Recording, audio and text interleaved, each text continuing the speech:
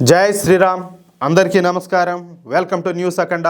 నేను మీ కస్తూరి శ్రీధర్. మిత్రులారా, ఆసిమ్ మునీర్ను అమెరికా చెప్పాలంటే చావు దెబ్బే కొట్టింది. ఈ న్యూస్ చూడండి ఒకసారి, నెక్స్ట్ లెవెల్లో ఉంటుంది. మీరందరూ అనుకోవచ్చు, ఇదేంది ఆ స్వామి, ఆ డొనాల్డ్ ట్రంప్ ఈ ఆసిమ్ మునీర్ వీళ్ళిద్దరు కూడా చట్టాలు పట్టాలు వేసుకొని లవ్ బర్డ్స్ మారి తిరుగుతారు కదా, నువ్వేంది చెప్తున్నావే అని చెప్పి మీరు అనుకోవచ్చు. ఈ న్యూస్ చూస్తే మీకే అర్థమవుతుంది. ఓకేనా మిత్రులారా, ఈ న్యూస్ చెప్పబోయే ముందు మీకందరికి కూడా ఒక చిన్న విన్నపం. దేశం కోసం ధర్మం కోసం చేసే పని చెప్పాలంటే దైవ కార్యంతో సమానం, అవునా కదా? దేశానికి ధర్మానికి ఉపయోగపడినటువంటి దేహమైనా సరే, అది డబ్బైనా సరే, ఎంత ఉన్నా కూడా ప్రయోజనం లే.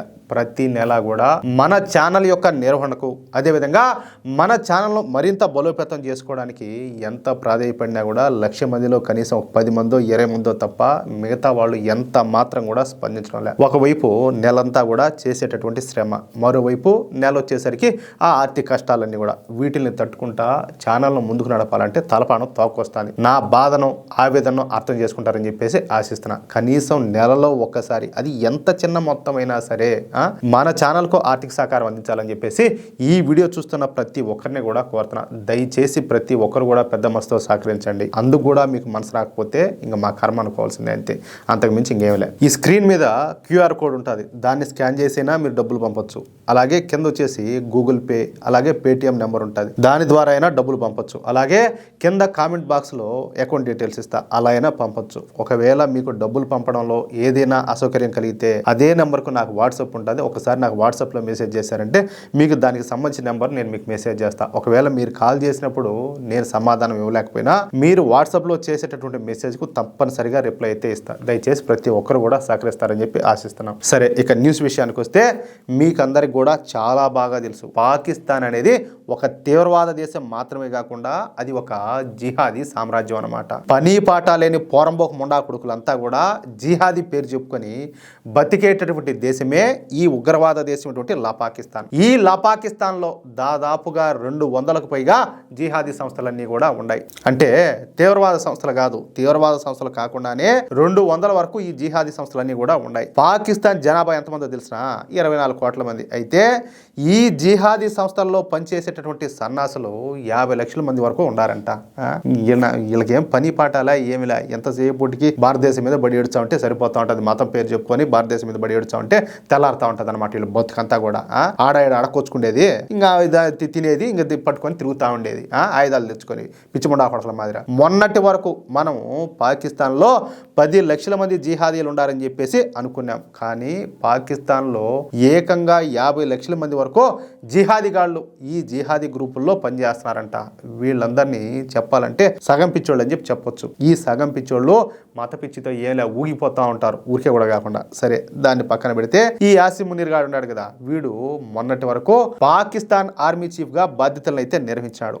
పాకిస్తాను ఆపరేషన్ సింధూర్లో ఘోరంగా ఓడిపోయిన తర్వాత పాకిస్తాన్ కు ఫీల్డ్ మార్షల్ గా బాధ్యతలను స్వీకరించాడు. ఎవరన్నా ఈ సావు దెబ్బలు తింటే వాళ్ళు తీసి పక్కన దొబ్బుతారు, సస్పెండ్ చేస్తారు, ఏదో ఒకటి చేస్తారు. ఈ దరిద్రం ముండా కూడా ఏకంగా చెప్పాలంటే ప్రమోషన్ ఇచ్చారు. కానీ ఇప్పుడు పాకిస్తాన్ చరిత్రలోనే అత్యంత శక్తివంతమైనటువంటి వ్యక్తిగా వీడు రూపాంతరం చెందినాడు. పాకిస్తాన్ ప్రభుత్వం ఈ మధ్యనే రాజ్యాంగ సవరణలు చేసి మరి ఆసిమ్ మునీర్కు అపరిమిత అధికారాలను అయితే కట్టబెట్టింది.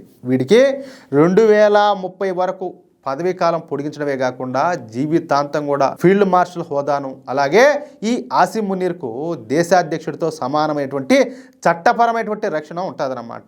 దాంతోపాటు ఈ ఆసిమ్ మునీర్కు జీవితకాలం ఎటువంటి న్యాయపరమైనటువంటి విచారణ కూడా ఎదుర్కోకుండా మినహాయింపునైతే ఇచ్చింది. అంటే వీడు ఎన్ని తప్పులు చేయని, ఎన్ని లంగా పనులు చేయని, వీడు బతుకు జడ, వీడు ఎన్ని దారుణాలు చేయని, వాడికి విచారణ అనేది ఉండదు. వాడు ఏమి చేసినా, వాడు హత్యలు చేయని, మానభంగాలు చేయని, వాడి ఏమైనా చేయనియ్యా, ఏమి చేసినా కూడా వాడికి విచారణ అనేది ఆ దేశంలో ఉండదన్నమాట.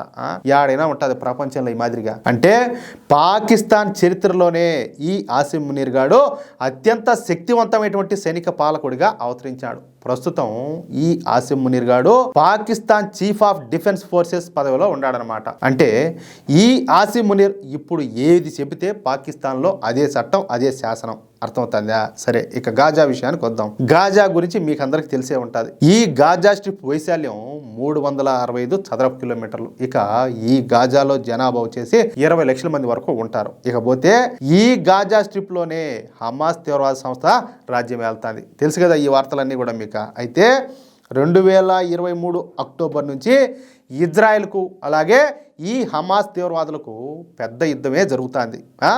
ప్రస్తుతానికి ఈ యుద్ధాన్ని ఆపేందుకు 20 పాయింట్ల శాంతి ఫార్ములాను డొనాల్డ్ ట్రంప్ అయితే తెర మీదకి తీసుకొచ్చాడు. అది ఏందయ్యా అంటే, ప్రస్తుతం ఇజ్రాయెల్ బలగాలు గాజా స్ట్రిప్ లోనే ఉన్నాయి. త్వరలోనే ఈ బలగాలను ఇజ్రాయెల్ అయితే ఉపసంహరించుకొని ఉండాలి. ఇకపోతే ఈ ఇజ్రాయెల్ బలగాలు ఈ గాజా నుంచి వెనక్కు రాగానే ముస్లిం దేశాల సైన్యాలు ఈ గాజాలో విధులు నిర్వహించాల్సి ఉంటుందన్నమాట. అంతేకాకుండా ఈ ఇస్లామిక్ సైన్యాలు హమాస్ తీవ్రవాదులతో యుద్ధం చేయాల్సి ఉంటుంది. వాళ్ళందరినీ కూడా నిరాయుధుల్ని చేసి బందీలుగా పట్టుకోవాల్సి ఉంటుంది అన్నమాట. మొత్తానికైతే కాదు, పెద్ద ఫిట్టింగే. ఇదేమన్నా అయ్యే పనేనా? ఇది డొనాల్డ్ ట్రంప్ ప్రతిపాదించేటువంటి పీస్ డీల్ అన్నమాట, అంటే శాంతి ఒప్పందం. ఇక ఈ గాజాలో ఇస్లామిక్ సైన్యాలను ముందుండి నడిపేటటువంటి బాధ్యతను ఈ Donald Trump Pakistan field marshal అయినటువంటి ఆసిమ్ మునీర్కి అప్పగించాడు. గాజా నుంచి ఇజ్రాయెల్ బలగాలు వెనక్కి వెళ్ళిన తర్వాత పాకిస్తాన్ బలగాలు ఆ గాజాలోకి ప్రవేశించి హమాస్ తీవ్రవాదులతో యుద్ధం చేయాలని, తద్వారా గాజాలో శాంతిని నెలకొల్పాలని చెప్పేసి ఈ డొనాల్డ్ ట్రంప్ అయితే ప్రతిపాదించాడు. పైగా పాకిస్తాన్ నుంచి 20,000 మంది సైన్యాలను గాజాకు పంపించాల్సిందేనని చెప్పేసి ఈ డొనాల్డ్ ట్రంప్ చెప్పాలంటే హుకుం జారీ చేసినాడు. ఇప్పుడు అదే పాకిస్తాన్ ఫీల్డ్ మార్షల్ అయినటువంటి ఆసిమ్ మునీర్కు చావు బతుకుల సమస్యగా మారిపోయింది. ఎందుకంటే వీళ్ళ జాతి తీవ్రవాద జాతి, ఉగ్రవాద జాతి. వీళ్ళు పోయి వాళ్ళ మీద పోరాడమంటే వీళ్ళు పోరాడతారు? వాళ్ళకి మనసు ఒప్పుతుంది? అసలు లేదు కదా. గాజాలోకి, అది కూడా హమాస్ తీవ్రవాదులకు వ్యతిరేకంగా తమ సైన్యాన్ని పంపించడం అంటే ఇజ్రాయెల్కు మద్దతుగా గాజాలో పనిచేస్తా ఉన్నట్టే లెక్క. ఏది ఒక ప్రకారం చూస్తే ఇజ్రాయెల్కు మద్దతుగా పనిచేస్తా హమాస్ తీవ్రవాదులకు వ్యతిరేకంగా ఎటువంటి చర్యలు తీసుకున్నా ఇక ఆసిమ్ మునీర్ గాడి పని అయితే అవుటే, ఇంకా మామూలుగా అయితే కాదు.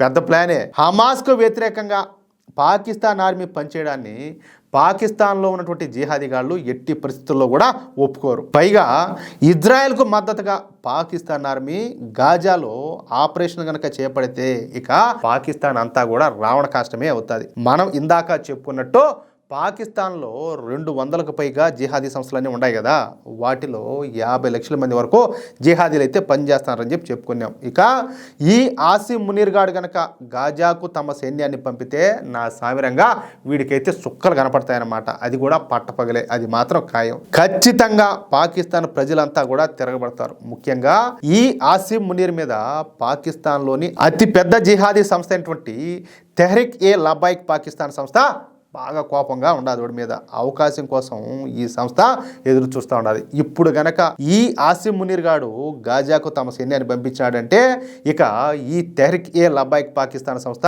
తన విశ్వరూపాన్ని అయితే చూపిస్తుంది. అంతేకాకుండా ఈ ఆసిమ్ మునీర్ గాడిని ఏం చెరుకుని వెళ్ళినట్టు నవ్వులు ఊసేస్తారు. అర్థమవుతుందా?